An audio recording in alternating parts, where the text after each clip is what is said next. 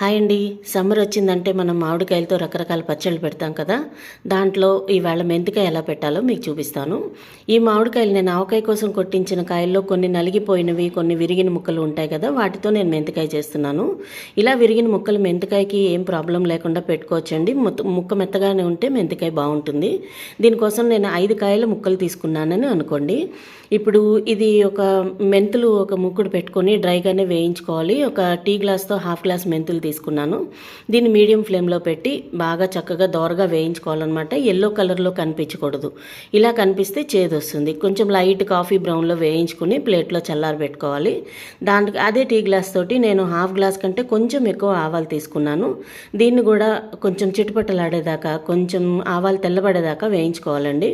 ఇలా వేయించుకున్నాక ఈ ఆవాల్ని కూడా ఒక ప్లేట్లో తీసుకుని చల్లార్చుకొని, ఈ రెండు బాగా చల్లారిన తర్వాత రెండు కలిపి మిక్సీ జార్లో వేసుకొని పౌడర్ చేసి పక్కన పెట్టుకోవాలి. అప్పుడు మెంతికాయ కలిపేటప్పుడు మనకి ఈజీగా ఉంటుంది.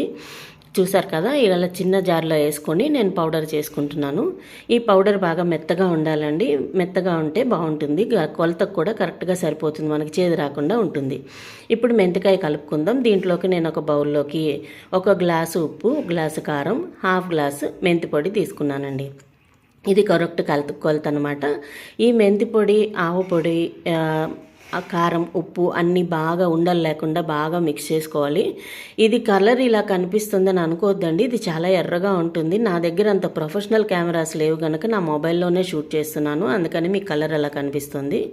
ఇది ఇలా ఒక గిన్నె కొలత అయిందండి నాకు. ఈ 3 కలిపి ఒక స్టీల్ గిన్నెతో అయింది. మీరు ఏ గిన్నెతో పెట్టుకున్నారో ఆ గిన్నెతో కొలత తీసుకుని దానికి ఒక గిన్నె పిండికి 2 గిన్నెలు ముక్కలు తీసుకోవాలన్నమాట.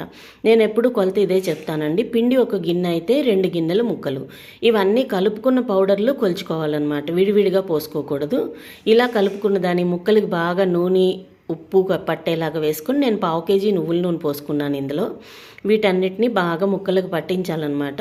ఈ ఉప్పు తగిలితే ముక్కల్లో ఊట బాగా వస్తుంది. దీన్ని కొంచెం మనం బాగా కలియబెట్టుకొని వీటిని దగ్గరగా నొక్కి పెట్టుకొని ఒక 3 రోజుల పాటు అలా వదిలేయాలండి. 3 రోజులు కూడా మార్నింగ్ ఒకసారి మీరు స్నానం చేసిన తర్వాత ఒకసారి కలుపుకొని పెట్టుకోండి. ఊరగాయలు ఎప్పుడు శుచిగానే పెట్టుకోవాలండి, అందుకే స్నానం చేసిన తర్వాత అని చెప్పాను. 3 రోజులు అయిపోయిన తర్వాత దీన్ని నేను ఒక 2 ఎండలు ఎండబెట్టుకున్నానండి. నేను ఇలా డైరెక్ట్గానే ఎండబెట్టేశాను ఒక బేసిన్లో వేసి.